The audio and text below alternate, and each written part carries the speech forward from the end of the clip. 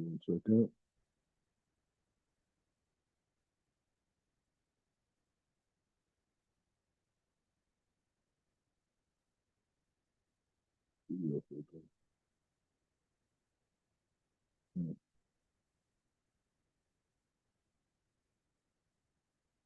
Hold on, I'm just trying to get the captions right.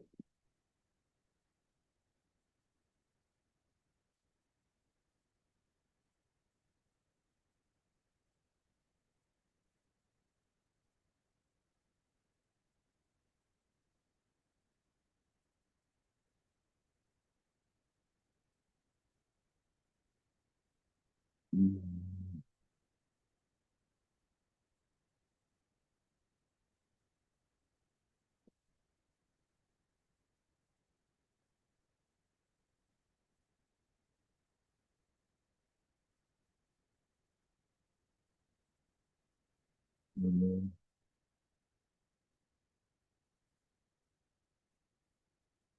Yeah, I'm trying to figure out how to put the captions on. Hold on. This is annoying. Mm.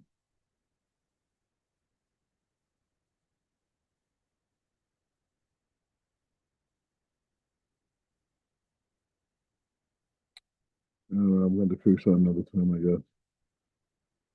Hold on. Okay, hold on. Putting the phone.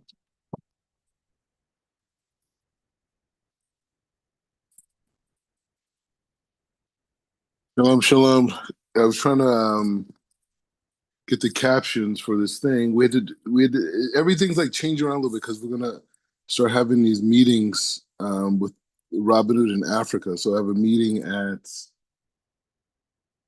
at 4 o'clock my time, which is 2 o'clock now or 2:40, so three like an hour from now, and then whatever. But as you can see, I sent you a link in other people. So in essence, what we're doing now is that we're pretty much full fledged, yeshiva Sanhedrin. It's pretty much up and going. It's been going for a while, but I'm just kind of like changing everything around, being a little bit more organized. I wish I had a social media manager. That would be the ideal thing, but we're not there at this moment yet. But what we're going to start doing is what we're going to have to start having like a weekly or daily like schedules. So like maybe there'll be like 2 to 3 times a day where there'll be classes on specific topics. And so because there's students, people from India, people from Africa joining, other people in America, some people here in Israel, people in Indonesia. So it's like I'm just like bringing everybody onto like one platform because it's like it's not enough man hours, you know what I mean, to give like every particular group, classes or whatever. So anyways, so to start that process is you see I sent you a link to the WhatsApp app and other people to join the WhatsApp for basically the learning for the yeshiva. And the thing is about the whole concept of everything that's going forward.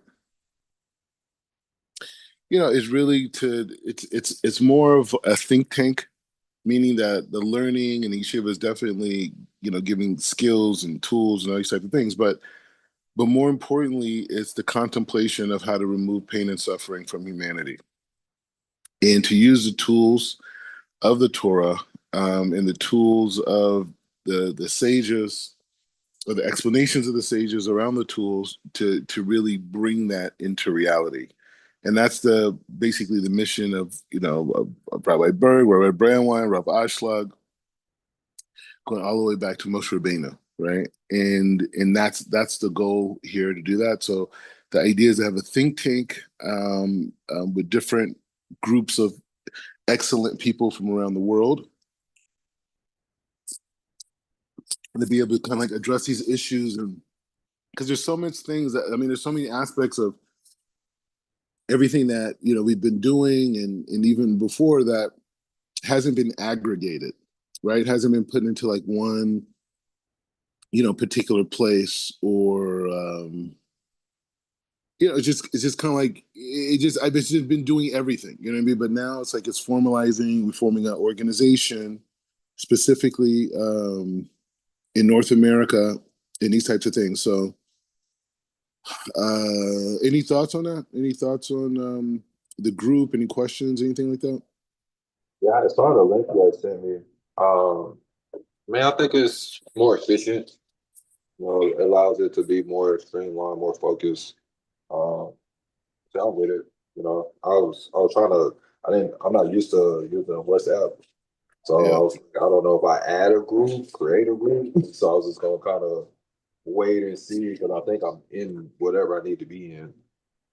Yeah, So it's more so for a lot of other people who don't really. I mean, I mean, it's good that you know it and to share, links and stuff like that. But more, it's more for like the other people how I really don't know yeah, that maybe have I had a class with at some point. Because people send me messages all the time, and I feel bad that I haven't been able to invite a lot of these people into the group. There's like people in Kenya, like all types of people, that like just this. They always give support, and this time in even some people even sending sadaka, like I don't know them, and so like I've always felt like a sense of guilt, but it was really important, at least for like the first several months, just to have like a very focused, curriculum building.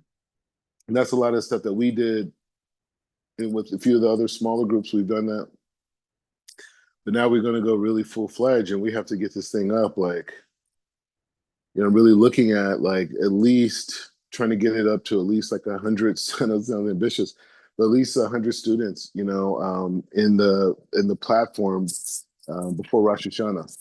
You know what I'm saying? And so, it's like 6 months. I think it's a pretty good goal, like 100, maybe more. I don't know, but I think it's going to be easy to do because I already have so many people there. But that's the thing. So, God willing, you guys who are, starting in the beginning, will continue to grow.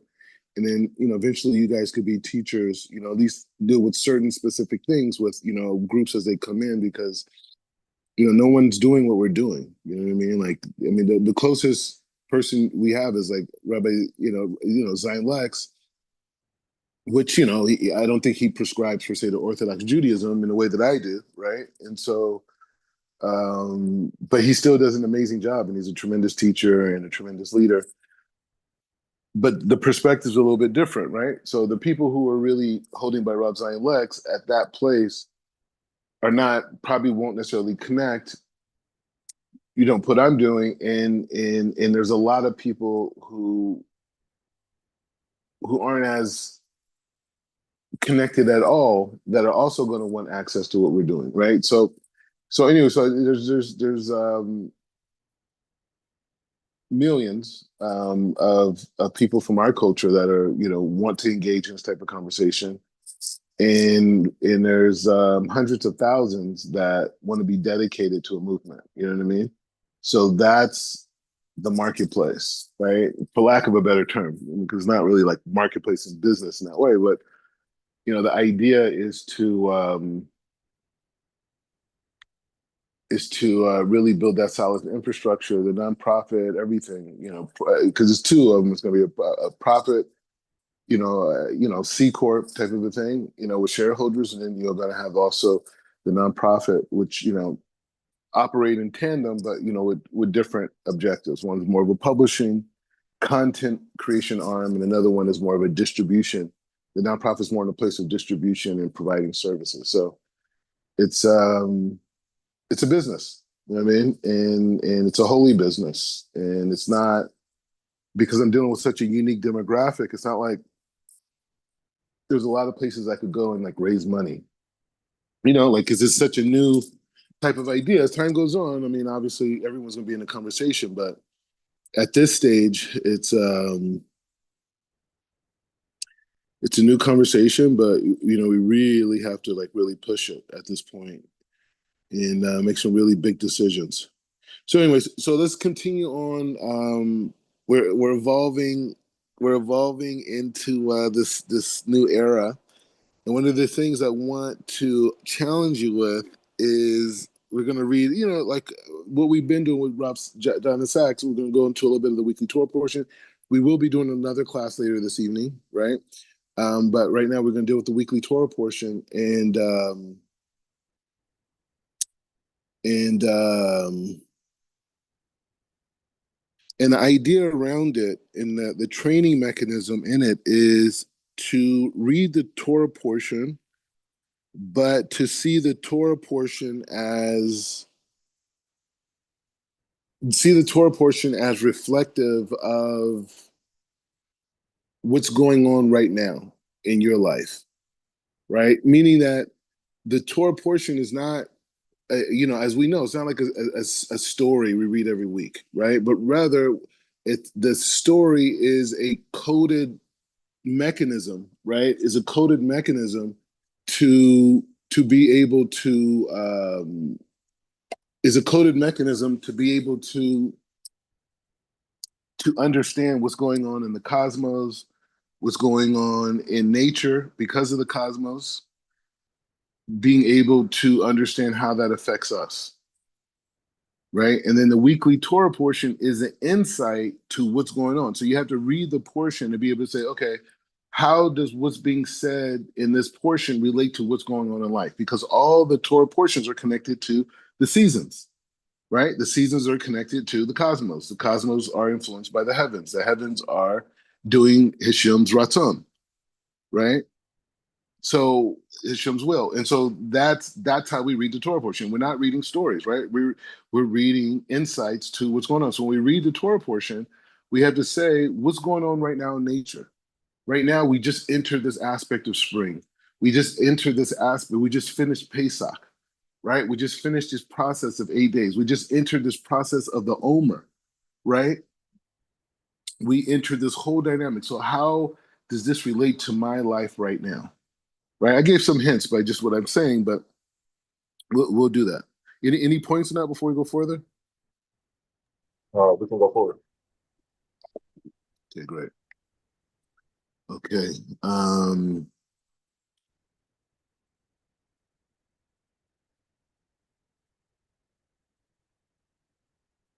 Alrighty. Okay. So we're in Parshas Shmini, which is basically number 8, right? And the thing is, the thing like 8. Wow, wait, Pesach. Wait, what's going on? Pesach was this whole process was like 8 days, no? And so now we're here, and then we're in a parsha that's talking about 8, right? So we already see these connections. All right, so it would basically in this recency and being basically like chill versus being active, right? Like if that's how you want to explain it. Like basically he's Rabbi Jonathan Sacks in blessed memory. This is his leadership course, meaning he goes through all the different weekly Torah portions and brings out very important principles of leadership that we've been learning. And so now we're jumping into this week's Torah portion from that aspect. But we're analyzing the pieces that make up this, and we want to be able to connect it to our lives. We want to connect it to the cosmos. We want to be connected to what's going on in world history, and we'll see where he takes us. So he says like this: Parsha Shmini begins with what should have been a day of joy. The Israelites had complete the Mishkan, the sanctuary. For 7 days, Moses had made preparations for this consecration. So so 8 days and 7 days. So if that doesn't remind you of something that just happened, what's up? He says, now on the 8th day, the first day of Nisan, right? Same time of the year, no? First of Nisan, year one, to the day since the Israelites received their first commandment 2 weeks prior to the Exodus. So it's been a year.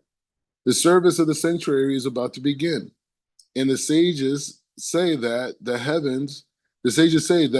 in the heavens, it was the most joyful day of this is the most joyous day of the creation. So let's go back a little bit just to kind of like put this in perspective.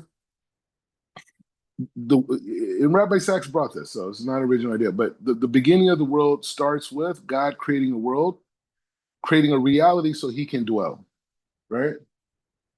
Towards the end of Exodus to this idea of in Leviticus, God creates a world God gives man the ability to create a mechanism that God can dwell, right? So this dynamic of creating and building and this whole thing was going on for a while. Some people say by Kislev, right? But the whole process of the inauguration was into this time of the first of Nisan. As we know, is the counting of kings, as we know, is the beginning of the new year and a very powerful day. And so the sages he's bringing it, the sages say that this day is just as joyful as the day that God created the heavens and the earth, right? Because that was what's the parallel. The dynamic is just when God decided, or God's presence was able to dwell amongst human beings. He says, but a tragedy struck. Two older sons of Aaron offered a strange fire that had not been commanded, and the fire from the heavens should have consumed the fire sacrifice consumed, and the fire from the heavens should have consumed the sacrifice, consumed them as well. They died. Aaron's joy turned into mourning. It says Ve'adom Aaron. He says, and he was silent. A man who been Moses' spokesperson could no longer speak. Words turned to ash in his mouth. So this is a very big concept, right? Because there's a relationship that a lot of us have with God, with with mitzvot, with our teachers, with people around us. It's this idea of entitlement, right?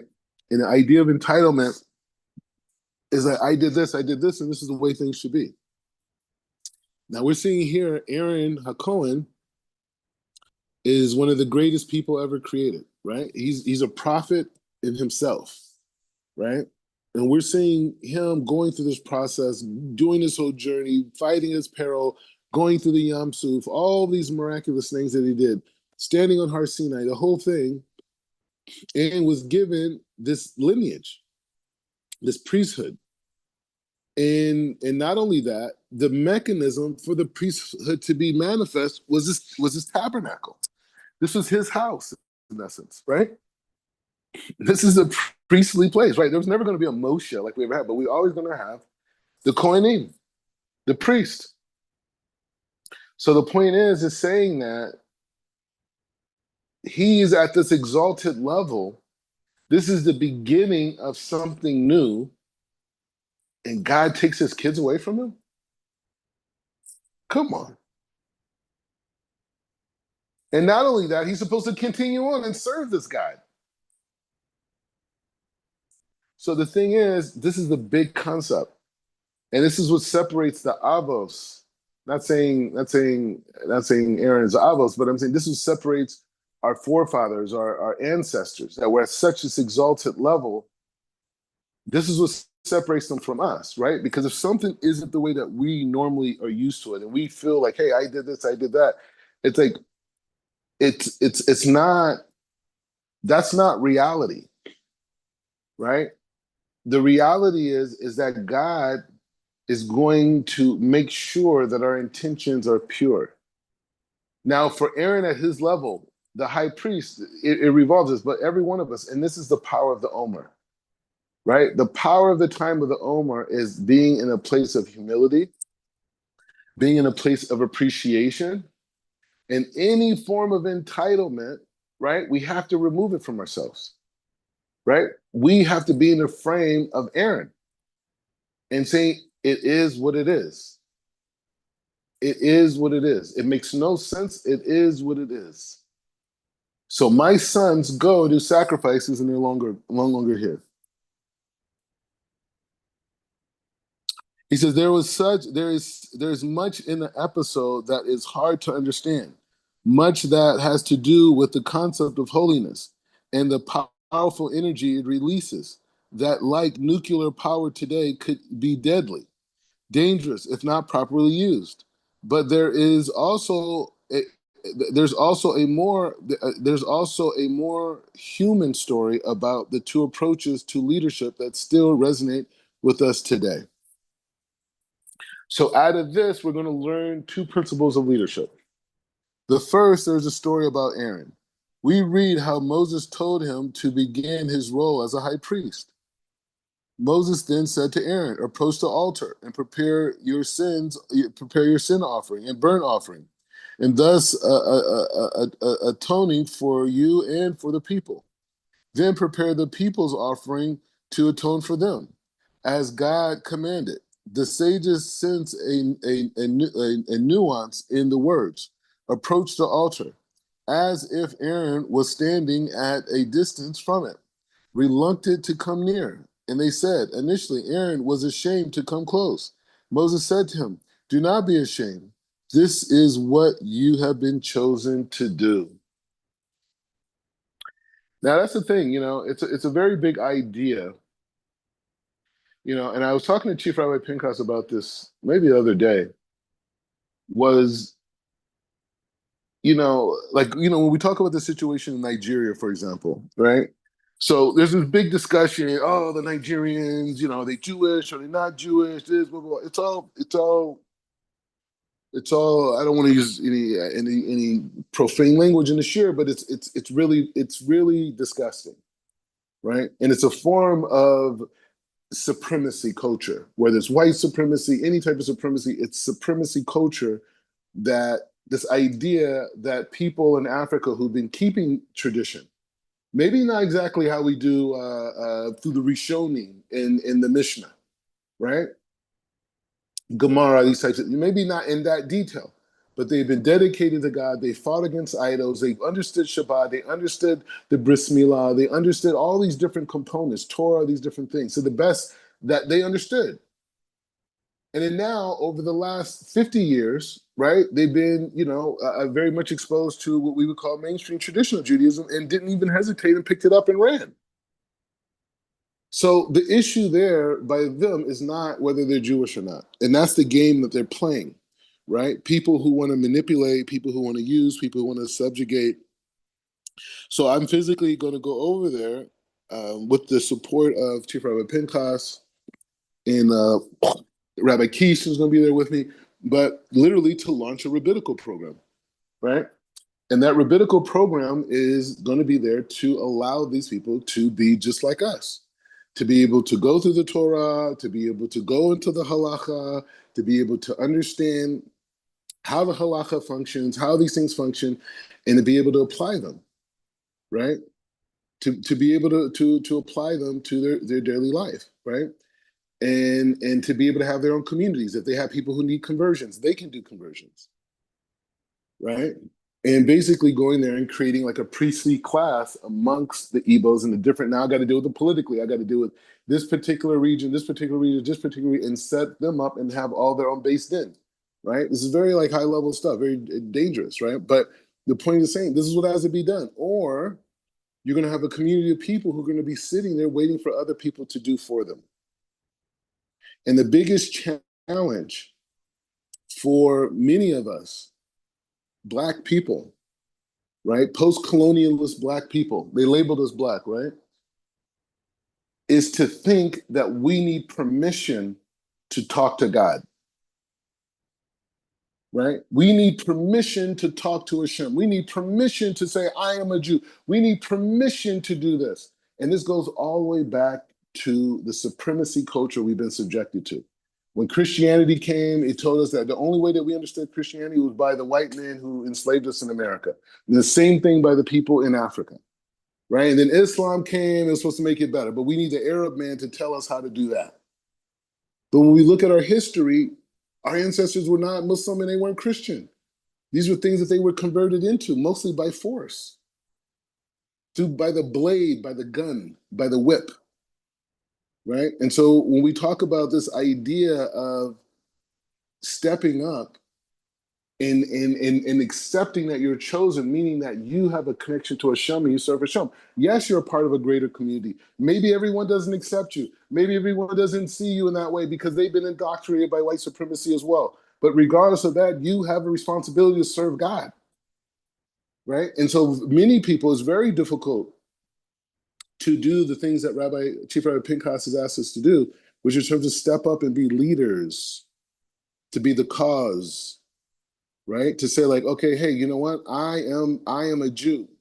I am on Mount Sinai. I am given all the powers of the universe that any of my ancestors, going all the way back to Abraham to now, every great Gedolim, every great posek, every great rabbi, every great sage, every great Kabbalist, all of that is infused into the same neshama that I have.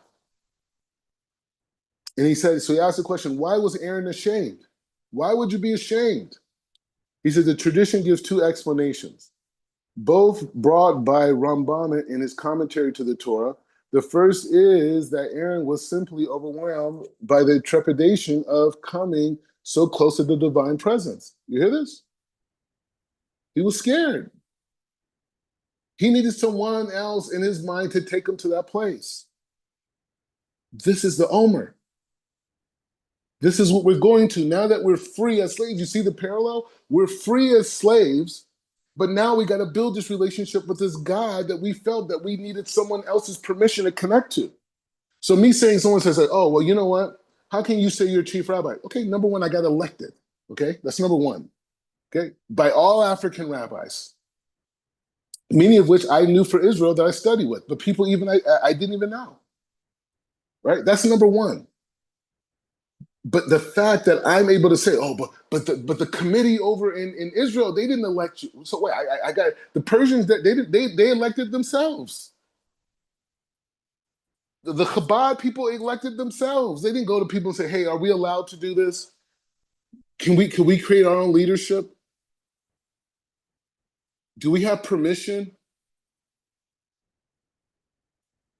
He says, first, is that Aaron was simply overwhelmed with the trepidation of coming close to the divine, so close to the divine presence. The rabbis likened it to a bride of a king, nervous in entering the bridal chambers for the first time. The second is that Aaron is seeking the throne, seeking the horns of the altar, was reminded of the golden calf, his great sin. How could he, who played a key role in such a terrible event, how could I do it? My ancestors were slaves. He says, how could he play such a role in that terrible event? Now take on the role of atoning for the people's sins. Bro, how can I be a leader in the Torah? How can I be a leader in the Jewish world? I grew up not keeping Shabbat. I grew up thinking eating treif was okay. And now you're saying that I'm going to represent spirituality, that I'm going to push forward the culture, that I'm going to challenge the norms. Come on, I can't do that. So this is what Aaron's dealing with. He says that surely demanded an innocence he no longer had. Moses had to remind him that it was precisely to atone for the sins of the altar had been made. The fact that he's been chosen by God to the high priest was an equivalent sign that he had been forgiven. The fact that you're here means that you're not chayav. You're here.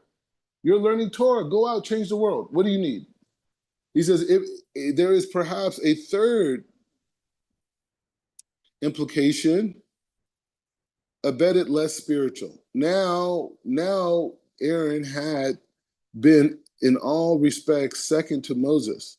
Yes, he had been on the side throughout helping him speak and lead, but there is a vast psychological difference between in second in command and being a leader in your own right.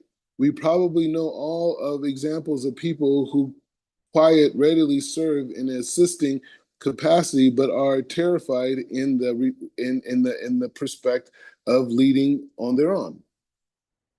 This is what we're talking about, right? This is what we're talking about.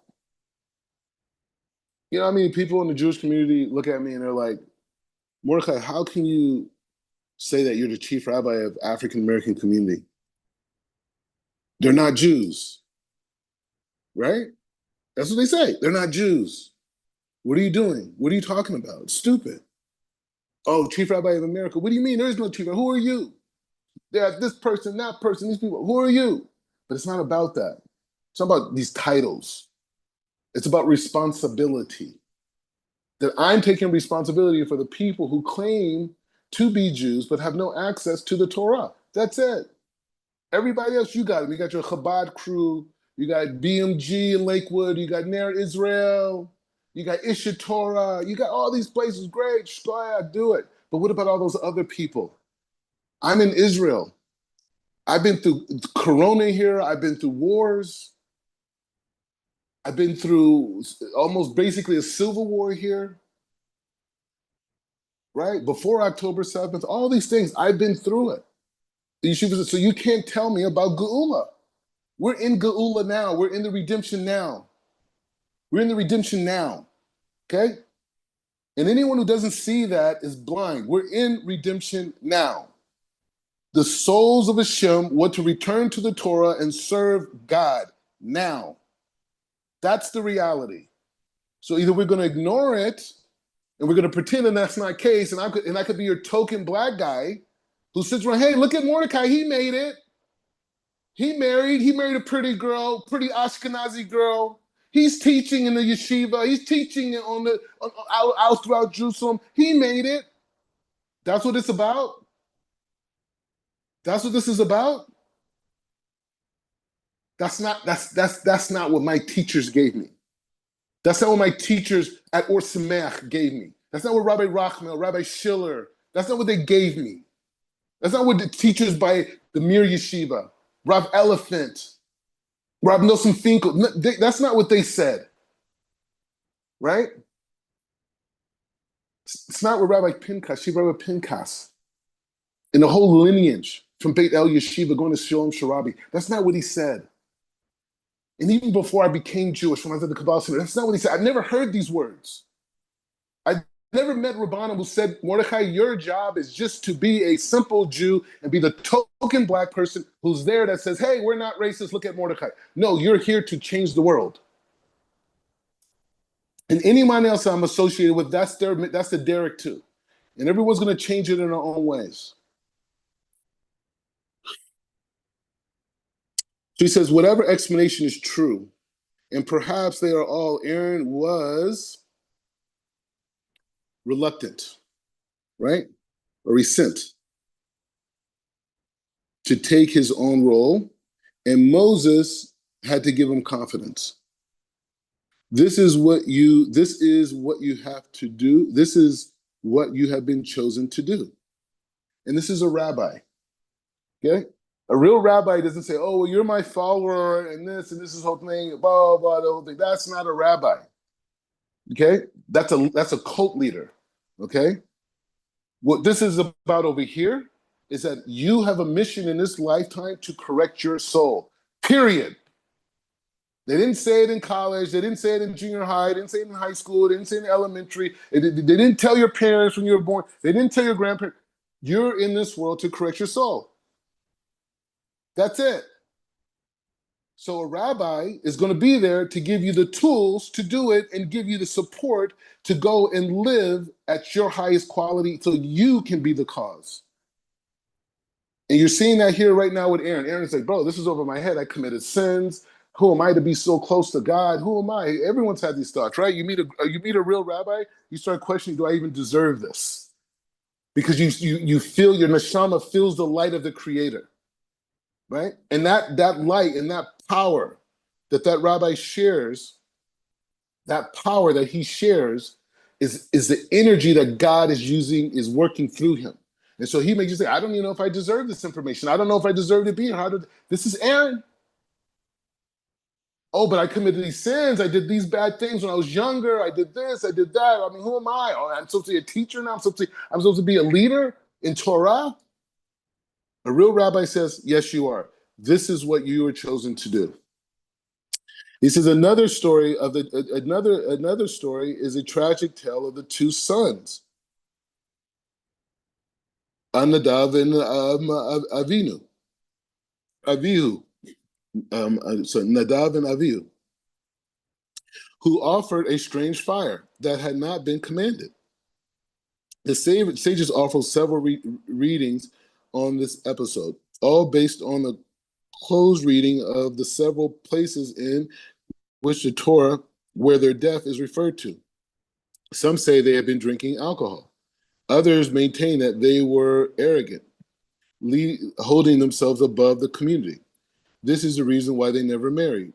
Some say that they were guilty of having a halakhic ruling of the use of man-made fire, instead of asking their teacher Moses whether it was permitted.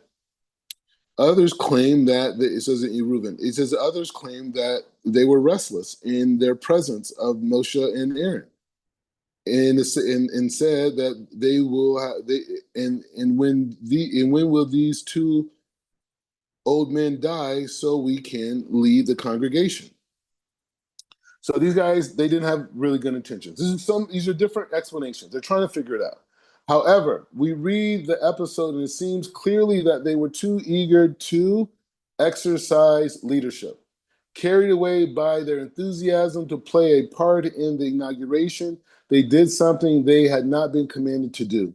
And after all, had Moses not done something entirely on his own, intuitive, namely breaking the tablets when he came down the mountain and saw the golden calf? If he could act spontaneous, why couldn't they not? So he's comparing. So Aaron's two sons, they did something they weren't commanded to do, right? And they jumped at a situation. And so maybe they're saying maybe Aaron, when Moses came down, he dropped the tablets. God never told him to drop the tablets. He did something spontaneous. So maybe they could learn from that. They forgot the difference between the priest and a prophet. As we noted earlier, a prophet lives and acts in time. In this moment, that it is unlike any other. The priest acts and lives in eternity by following a set of rules that never change.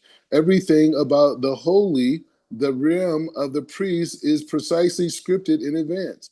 The holy is the place where God, not man, decides. Nadav and Avihu failed to fully understand that there is a different kind of leadership, and they are not interchangeable. What is appropriate to one may be radically inappropriate to another. The judge is not a politician. A king, a king is not a prime minister. A religious leader is not a celebrity seeking popularity. Confuse these roles, and not only will you fail, you will also damage the very also you've chosen to hold. He's talking to us. Everybody's not going to like you. It's a lot of jealousy out there right now. It's a lot of jealousy. It's a lot of jealousy. He said the real contrast here is the difference between Aaron and his two sons. They were to seem opposites. Aaron was overly cautious and had to be persuaded by Moses even in the beginning, even to begin. Nadav and Avihu were not cautious enough. They so keen were they to put their own stamp on the role of priesthood that their impetus was their downfall. Their spontaneity, their action. He says these are penitently the two challenges leaders must overcome. The first is the reluctance to be reluctant to lead.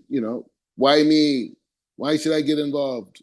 Why should I undertake the responsibility? All that comes with it, the stress, the hard work, the circumstances, the criticism leaders always have to face.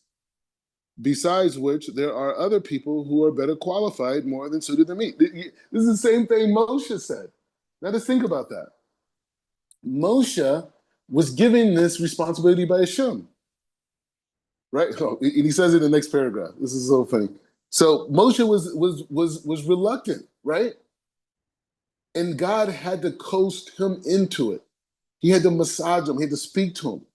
So because Moshe struggled with this era, this issue, he was able to give strength to another person doing the same thing. And that's us. As we seek to own our chosen place in this world, as leaders, as teachers, right?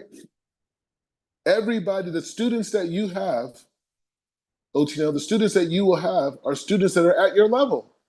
They don't need to learn from me. They need to learn from you. Now, there are people that should learn with us. You could bring those people. But the point is the same. When it's time for you to teach, the people you connect to at your level. He says, even the greatest were reluctant to lead. Moses at the burning bush found reasons to show that he was not the man for the job. Isaiah and Jeremiah both felt inadequate.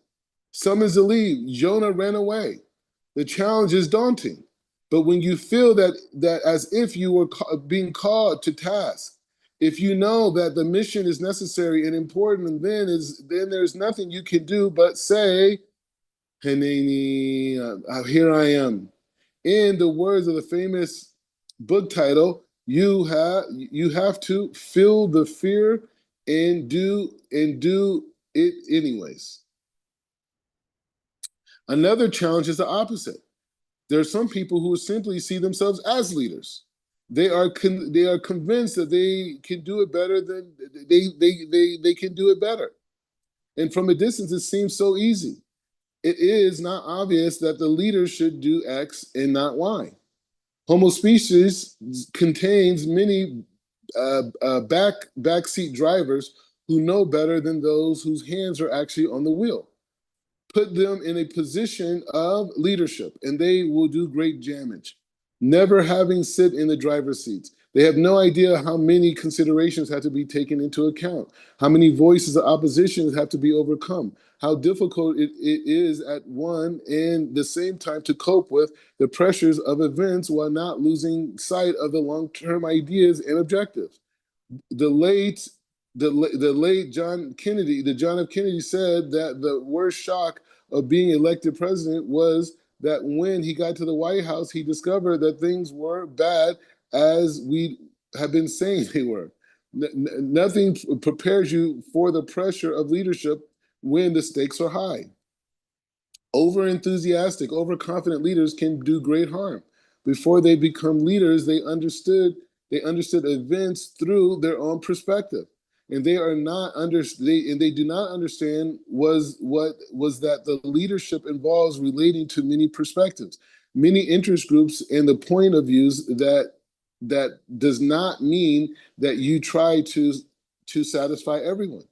Those he says those who do not end up satisfying one, but you have to constitute and persuade, consult and persuade, and sometimes you need to honor the presidents and the traditions of a particular institution. You have to know exactly when to behave as your predecessors did and when not. And this calls for considerable judgment, not wild enthusiasm in the heat of the moment. So this is very big, man. This is very big, and this is a very true thing. This is a very true thing that I'm dealing with. And it's like I had no idea the amount of backlash in becoming a rabbi in the Orthodox community on many levels. And to a degree, it's like you almost get put in like a prison, right? Where it's like everywhere you go, everyone, hey, Rabbi, Shalom, Rabbi, Shabbat Shalom, Rabbi. But really, what's being said is like, Shalom, you're supposed to be an example of the Torah. How are you doing, Mister? How are you supposed to be an example of the Torah? How's everything doing? You're supposed to represent what it is with the Torah. And so now, a guy like me went from like being the most popular guy and the guy you invite to the parties to the guy that you don't want to invite to the parties because of what you're doing, right? And then now, if I wild out on somebody or if I tell someone what I think, now it's like, oh, that's how a rabbi speaks or this or whatever, the whole thing, right? You have problems in your relationship, problems in your house. Oh, well, how could a rabbi have? He's supposed to be an example of shalom bias and this and all these things. How could you have these issues, right? And then you're making moves, right? You're building partnerships. You're doing this. And you have people say, "Oh, well, this isn't real, and it shouldn't be this way." And this guy he's not the right person for the job, and blah blah blah. And this, it was a whole group of people came to Rabbi Pinchas, Chief Rabbi Pinchas, before Pesach, trying to badmouth me. I never even met the people, and it was other Black Jews that I've never met. You understand? Like they set up a meeting to come to him. He didn't even know. They like ambushed him. He thought they wanted to ask him some words on Torah. They came because they're African Americans and they cannot stand the fact that I'm the chief rabbi. And they don't want to hear to my leadership, right? They don't want to follow my leadership. And the point is, I told Rabbi Pinchas, I don't care. I don't need those 10 people, right? I don't need 10 Zacharias friends. okay, that want to come in and act like there's somebody. You ain't nobody in your community. You're not giving shir. You're not acknowledged as a leader. You're not a rabbi. You never stirred for smicha. We don't know any yeshivas you've been to, but you want to come and question us because you feel that you're black and I'm black, so therefore we're on the same level, right? This is what I'm dealing with. So I didn't get involved in the whole thing. But the point is, they listen to that share. I know who you is. And it's all good. He says, Nadav and Avihu are surely great people. The trouble was that they believe that they are great people. They were not like their father Aaron, who had been persuaded to come to the altar because of his sense of inadequacy. He says, the one thing Nadav and Avihu lacked was a sense of their own actually where they were, their own inadequacies. He says, to do great things, you have to be aware of two temptations. One is the fear of greatness. Who am I? And the other is being convinced that you are great. Who are they? And if you do it better, we can do great things. He said, we can do great things if A, the task matters more than the person, and B, we are willing to do our best without thinking of ourselves as superior to others, and C, we are willing to take advice, the things Nadav and Avihu failed to do. People do not become great leaders because they are great. They become great leaders because they're willing to serve leaders. And it does not matter that we think ourselves as inadequate. So did Moshe. So did Aaron. What matters is the willingness when challenge is caused to say, Hineni, I am here. Now, the thing is like this. The thing is like this on this point. Now, the thing is, I don't have a problem with African American Jews, obviously, right? I don't have a problem with that.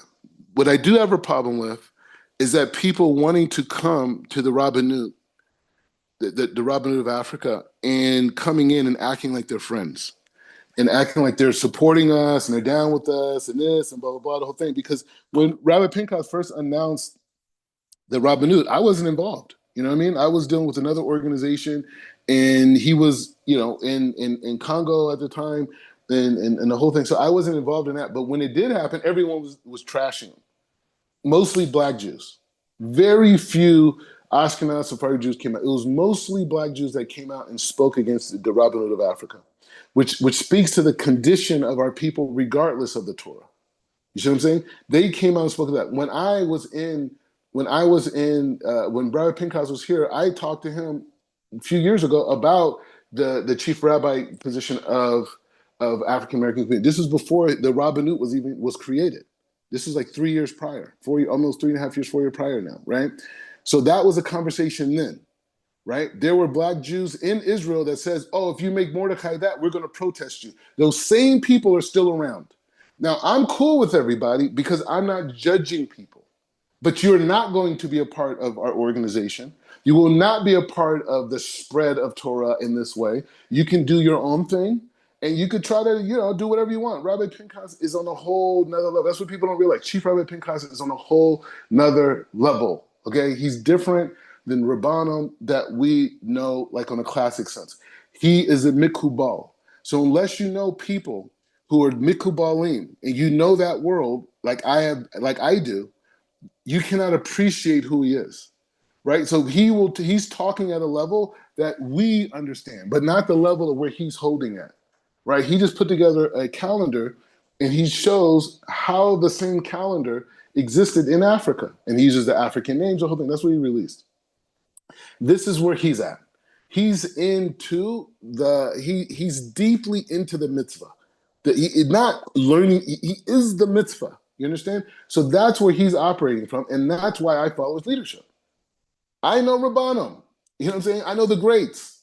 He's one of the greats. You know what I'm saying? Of our generation, for sure, right?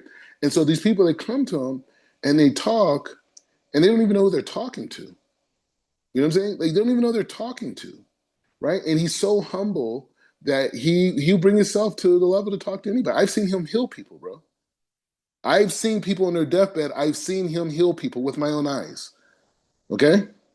Like, I've seen it. I went with them. Part of me and the other guy went to and dealt with situations where people were on their deathbed. I was there. I watched it, and I watched the meditations, and I seen that person the next day walk in to Bastina Kadisha to thank him.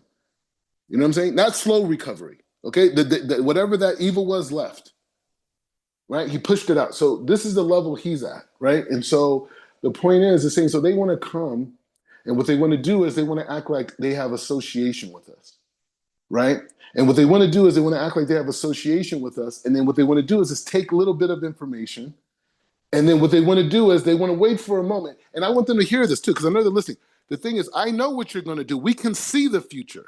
Okay, you want to come in and you want to come in and act like you're the spokesperson for mainstream Judaism, which you're not, which none of you guys are. Right? You're not players in your community. You're not players in. I don't even want to go further, but you're not. Right? You're not. You didn't do the work. You're not. Right? Anyway, so the point is saying so they want to come and show that they have some type of an association with the Rabbanut and they're talking and working with, and then what they want to do is they want to bring some type of halakhic dynamic to the table, something from the other side, something that's in contrast to Rabbi Pinchas's vision, Chief Rabbi Pinchas's vision, right? And then what they want to do is they want to take that falling out and then they want to go back to the Jewish community and say, see, we went over there with them and they're doing this and this isn't halakha and this isn't kosher. And when this, and then the Jewish community say, oh, wow, we didn't know that. We thought everything was lakakila. That's why we stayed out of it. But now that you're saying this, so that's what they're trying to do. And that's why you're not friends. And that's why you're not ever going to be a part of this. Ever. I'll kick it with you. I'll talk to you. Everything. You are never going to be. You've already put the nail in your own coffin. Right? And we already see through your little attempts. You ain't got no power. You ain't blessed. Right? We were chosen to do this, as Moshe said to Aaron.